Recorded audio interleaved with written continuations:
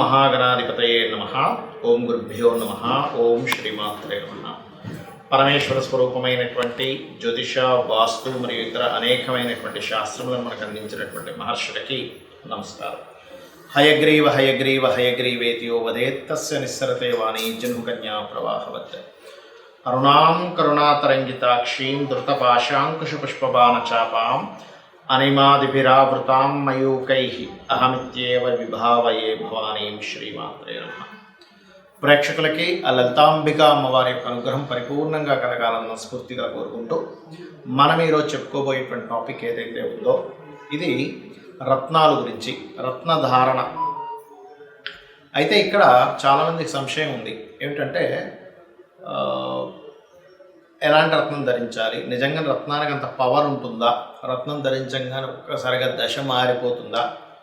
కొంతమంది కొన్ని ఫేక్ చెప్తూ ఉంటారు, ఈ రత్నం పెట్టుకుంటే కోటీశ్వర్లు అయిపోతారు. అది ఎంతవరకు నిజం? అసలు రత్నం ఎట్లా పనిచేస్తుంది, ఎవరు ఏ రత్నం ధరించాలి అనేటువంటి అనేకమైనటువంటి విషయాలు చెప్తుంది నేనైనప్పటికీ కూడా చెప్పిస్తుంది సాక్షాత్ లలితామ్మవారిగా భావిస్తూ ఒక్కొక్క రత్నం గురించి తెలుసుకుందాం. ముత్యాన్ని చంద్రుడికి ప్రతీకంగా పెట్టుకుంటారు. అసలు ఈ ముత్యం రత్నం పెట్టుకోవడానికి ఏ లగ్నానికి మొట్టమొదటిగా శుభుడవుతాడు చంద్రుడు అంటే మేషలగ్నానికి అవుతాడు. కాకపోతే మేషలగ్నానికి క్షీణచంద్రుడే శుభుడవుతాడు, పూర్ణచంద్రుడు శుభుడవుడు. అదేవిధంగా కర్కాటక లగ్నానికి చంద్రుడు శుభుడవుతాడు, మరియు తులాలగ్నానికి కూడా క్షీణచంద్రుడే శుభుడవుతాడు. వృశ్చిక లగ్నానికి భాగ్యాధిపతి కాబట్టి శుభుడవుతాడు చంద్రుడు. అదేవిధంగా మనకి ధనస్సు కూడా సముడవుతాడని చెప్తారు. అంటే శుభుడు కాదు, పాపి కాదు ధనస్సు లగ్నానికి. కాకపోతే మీనానికి శుభుడు అవుతాడు. అంటే ఈ 5 లగ్నాల వాళ్ళకి చంద్ర సంబంధించింది సహజంగా పెట్టేసుకుంటాం. అయితే ఈ చంద్రుడు బాగుంటే హ్యాపీగా పెట్టుకోవచ్చు అండి. బాగుండడం అంటే పాపకత్తిలో లేకపోవడము, మనకి కేంద్ర మనకి అంటే ముందు వెనక ఏ ప్లానెట్స్ లేకుండా ఉండేటువంటి స్థితులు ఉంటాయి. అంటే గ్రహస్థితుల్లో చంద్రుడు సింగిల్గా ఉంటాడు, అది కూడా దోషమే. కాబట్టి కేమద్రోమ యోగము అంటారు దాన్ని. ఆ కేమద్రోమ యోగంలో ఉన్నప్పుడు ఇబ్బందిస్తూ ఉంటుంది. అలా కాకుండా చంద్రుడు చక్కగా శుభగ్రహాలతో ఉన్నప్పుడు నేను ఇప్పుడు చెప్పిన లగ్నంలో పెట్టుకోవచ్చు. అయితే సర్వసాధారణంగా మనశ్శాంతి కోసం పెట్టుకుంటూ ఉంటారు చాలామంది చంద్రుడిది. అంటే మనసుకు కారకుడు కదండి, పెట్టుకున్నందుకు ప్రశాంతంగా ఉంటుంది. నేను చెప్పేది ఒకటే, ఇక్కడ మీకు చంద్రుడు పాపగ్రహాలతో కలిసి ఉంటే ఇంకా మనశ్శాంతి పోతుంది. ఎలా అంటే కడుపులో ఏదో బాగాలేదని ఉంది, మీరు ఏదైనా ఒక పదార్థాన్ని ఇంకా కడుపుని పాడు చేసేటువంటి పదార్థాన్ని పొట్టలో వేసారనుకోండి, ఏమవుతుంది? ఇంకా పొట్ట ఇంకాస్త గడిబిడి అవుతుంది కదా. అలా కాకుండా గడిబిడైనటువంటి పొట్టని ఇంకా బాగుపరిచేది ఏదైనా వేయాలి. కాబట్టి చంద్రుడిది నిజంగా మీకు బాగుంటే మనశ్శాంతి కొంతవరకు మీకు వస్తుంది, రాదని నేను చెప్పట్లేదు. అయితే మనశ్శాంతి రావడానికి మాత్రం ఎక్కువగా మీరు లలితా సహస్రనామాల్లో ఓం మనస్వినియే నమః అని అనుకోండి. మరి మిగతా లగ్నాల పరిస్థితి ఏంటంటే, మిగతా లగ్నాల వాళ్ళు వేసుకోకూడదా అంటే, నేను మిగతా లగ్నాలు ఏం మిగిలే మనకి వృషభ లగ్నం 3వ అధిపతి పాపి అనుకుంటాం కదా. ఈ పాపి కనుక శుభగ్రహాలతో ఉంటే, శుభ ఫలితాలు ఇచ్చేటువంటి దాంట్లో ఉంటే మీడియేటింగ్స్ ద్వారా కొన్ని పనులు అవుతాయి, అప్పుడు మీకు సపోర్ట్ చేస్తుంది. అదేవిధంగా మిథున లగ్నానికి 2వ అధిపతి కదండి, మార్కుడు అవుతాడు కదా, పెట్టుకోవచ్చా పెట్టుకోకూడదా అని చాలామందికి. ధనాధిపతి కూడా అవుతున్నాడు, మార్కుడు కూడా అవుతున్నాడు. దీన్ని ఎలా తీసుకోవాలి అంటే, ఇది మారక ఫలితాలు ఇవ్వడానికి ఎక్కువగా బలంగా ఉందా, ధనాధిపతి ఫలితాలు ఇవ్వడానికి ఎక్కువ బలంగా ఉందా అని చూసుకోవాలి.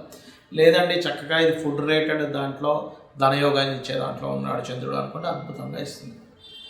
అలాగే సింహలగ్నానికి 12వ అధిపతి. మరి 12వ అధిపతి కదండి మనకి 12 అంటే ఖర్చులు కదా, ఖర్చులు ఇస్తుందా అంటే ఇక్కడ మీకు విదేశీ ధనయోగం ఇచ్చే దాంట్లో ఉంటే అప్పుడు పెట్టుకోవచ్చు.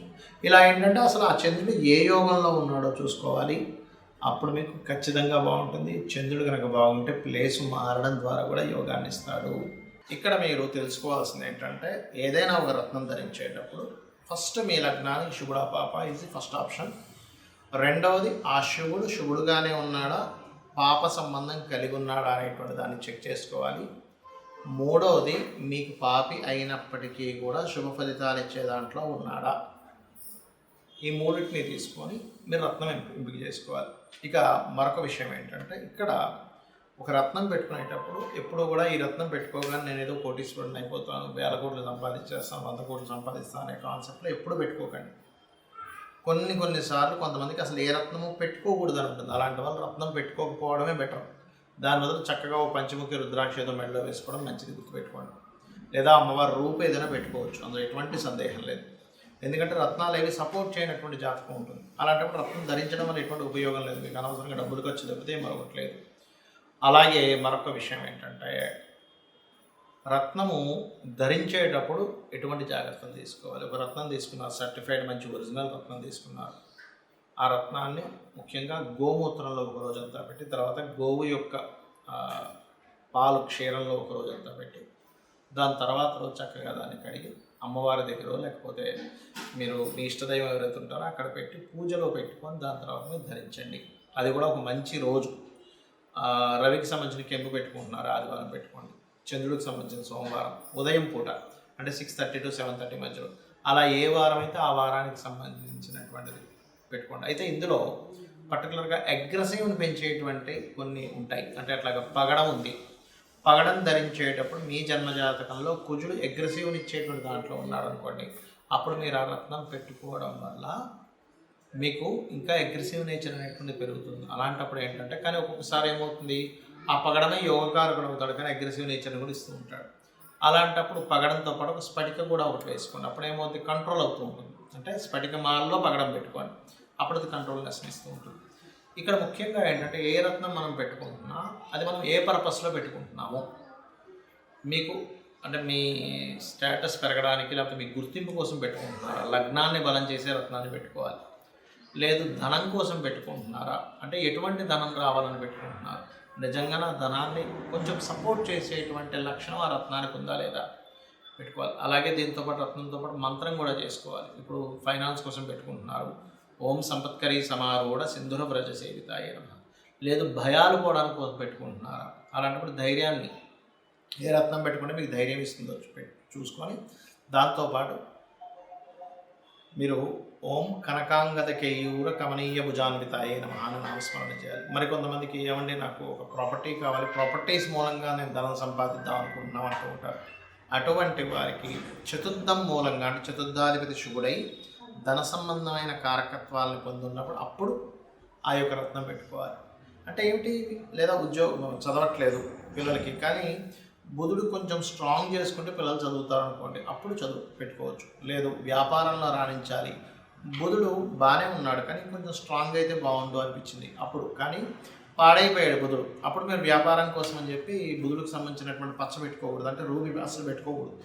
ఇక్కడ ఏమవుతుందంటే ఇది ఎలా ఉంటుందంటే ఒక వ్యాపారం అభివృద్ధి చేయడం కోసం అసలు నడవనటువంటి వ్యాపారం దగ్గర ఇంకొంచెం ఎక్స్టెన్షన్గా ఇంకొంచెం ప్లేస్ ఎక్కువ తీసుకున్నటువంటిది, ముందే అది నష్టంలో నడుస్తుంది, ఉన్న రెంటే కట్టలేకపోతున్నారు, ఇంకో 2 షట్టర్లు ఎక్స్ట్రా తీసుకుంటే ఎలా ఉంటుందండి, ఇంకా రెంట్ బర్డెన్ అవుతుంది కదా, ఖర్చులు తగ్గించుకోవాల్సింది పెంచుకుంటున్నారు అక్కడ. సో అట్లా ఉంటుంది బుధుడికి సంబంధించిన రత్నం పెట్టుకోవాలనుకున్నారు.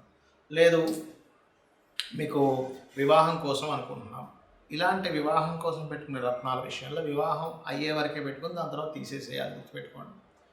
అది సప్తమాన్ని యాక్టివ్ చేసేటువంటి రత్నం ఏది అనేటువంటి తెలుసుకోగలగాలి. అదేవిధంగా కొన్నిసార్లు ఏమవుతుందంటే యాక్సిడెంట్స్ ఎక్కువ అవుతూ ఉంటాయి. అప్పుడు కొంతమందికి వాళ్ళ జన్మజాతకంలో 4-8 కనెక్టివిటీ అంటారు, అంటే ఎక్కువ యాక్సిడెంట్స్ జరిగేటువంటిది నడుస్తుంది. అలాంటప్పుడు రత్నం కంటే ది బెస్ట్ ఏదైనా అమ్మవారి రూపు కానీ రుద్రాక్ష కానీ పెట్టుకోవడం మంచిది, గుర్తుపెట్టుకోండి. అలాగే ఇక్కడ చాలామందికి లైఫ్లో ఎక్కువ అప్ అండ్ డౌన్స్ వస్తున్నాయండి, ఏం రత్నం పెట్టుకోవాలంటారు. నా సజెషన్ ఏంటంటే ఎక్కువ అప్ అండ్ డౌన్స్ వస్తున్నాయి అన్నప్పుడు రత్నం కరెక్ట్గా కుదిరితేనే పెట్టుకోండి. అదర్వైజ్ మీరు అమ్మవారి యొక్క నామాల్లో చక్కగా ఏదైనా ఒక నామం తీసుకొని అందులో పర్టికులర్గా లలితా సహస్రనామాల్లో ఓం అష్టమీ చంద్ర విభ్రాజ అలిక స్థల శోభితాయే నమః అనే నామస్మరణ చేయండి. ఖచ్చితంగా మీకు అప్ అండ్ డౌన్స్ అనేవి తగ్గుతాయి, గుర్తుపెట్టుకోండి. ఇక్కడ ఏంటంటే మీరు రత్నం పాయింట్ నెంబర్ 1 ఏ పర్పస్ మీరు పెట్టుకుంటున్నారు, ఆ పర్పస్కి సపోర్ట్ చేసేటువంటి బలం ఆ రత్నానికి ఉందా లేదా. మూడోది ఏంటంటే ఎక్కడ కూడా మీరు అనవసరమైనటువంటి యాడ్స్ అవి చూసి రత్నం పెట్టుకోగానే కోటీశ్వరులు అయిపోతారు, లక్షాధికారులు అయిపోతారు, ఇంకా అసలు విశ్వ విజేత అయిపోతారు అనేప్పటికీ ఎక్కడ ఏ పురాణాలు లేవు, గుర్తుపెట్టుకోండి. అగ్ని పురాణంలో మాత్రం చాలా స్పష్టంగా రత్నం యొక్క ఇది ఉంది క్లియర్గా, కాబట్టి సపోర్ట్ చేస్తుంది. ఎక్కడ కూడా మీ దశను పూర్తిగా మార్చేసేయడం, మీరు ఏ పని చేయకపోయినా ఇంట్లో కూర్చుంటే డబ్బులు రావడం ఇట్లాంటివి ఏమీ ఉండవు రత్నధారణ వల్ల. మీ పనికి కొంత సపోర్ట్ చేస్తుంది, మీ మానసిక స్థితికి కొంత సపోర్ట్ చేస్తుంది. మీలో తెలియని ఒక బలాన్ని పెంచుతుంది. అంతవరకు ఉంటుంది దాని ప్రభావం. అంతేగాని పూర్తిగా ఏదో మారిపోతుంది ఈ రత్నం పెట్టుకోవడం వల్ల అని అనుకోకండి. అది కూడా కరెక్ట్ రత్నం పెట్టుకుంటేనే సపోర్ట్ చేస్తుంది. అదర్వైజ్ అలా సపోర్ట్ చేయదు. ఇది గుర్తుపెట్టుకోండి. అమ్మవారి యొక్క అనుగ్రహంతో మీ అందరూ బాగుండాలని మనస్ఫూర్తిగా కోరుకుంటూ శ్రీమాత్రే నమః.